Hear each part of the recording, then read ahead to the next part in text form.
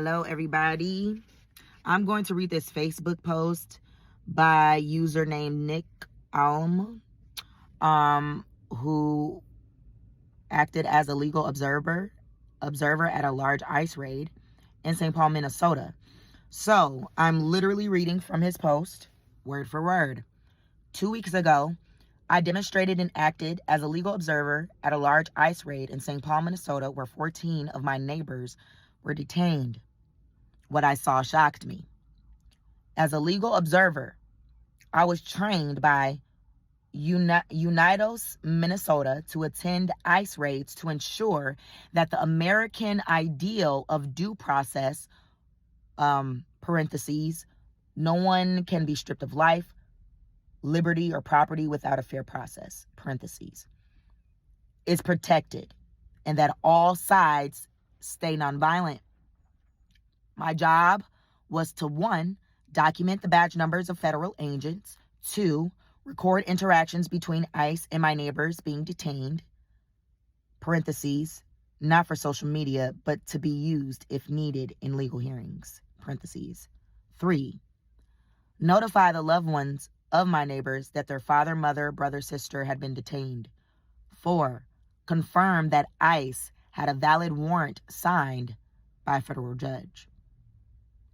I could not do any of these things. 1, all federal agents had their badge numbers covered. 2, ICE blocked off the entire building and we couldn't tell where people were being pulled out. Crossing police tape is an arrestable offense, so doing my job would likely have meant me going to jail or worse. 3, ICE refused to show demonstrators proof of their warrant, parentheses. They are not legally required to do so, but if ICE had been interested in de-escalation and nonviolence, showing proof of the warrant would have gone a long way in doing so, parentheses. Seeing that we had no legal, nonviolent ways to voice our opposition, several protesters jumped in front of SUVs and formed a human shield to prevent ICE from leaving. A very small number of protesters took it a step further by kicking SUVs and making substantial violent threats to ICE agents. Then the tear gas went off. ICE agents threw people to the ground indiscriminately, 3 people at a time. Then the whole scene was filled with the screams of people who couldn't see and who couldn't breathe. We descended into complete chaos. It was clear that ICE agents want violence from protesters. They want an excuse to come down on vulnerable communities even harder. They want an opportunity to paint people as radical Antifa mobsters. They aren't just enforcing immigration policy. They are trying to disappear entire communities. For a good 2 days, my sense of reality was shattered because all I could think about is, well, what the heck do we do now? Where will this go from here?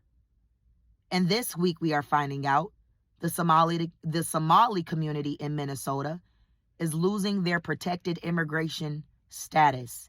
And there are reports that 100 federal agents are coming into our city to begin arresting them. What this essentially means is that all people of color, black, brown, and every shade in between are now at risk of being picked up, detained, and questioned. And it is unclear the extent to which their rights will be protected. It's time for white people to get to the front of the line. I am afraid to think how much further this could go if we don't act now. I'm posting Minnesota-specific opportunities to get involved in the comments. If there was ever a time to practice courage, this is it. And this is coming from a white male named Nick Alm.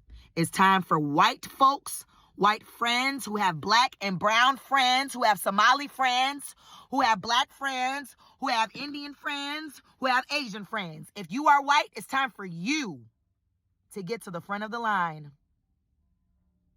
And Nick ain't gonna say it again.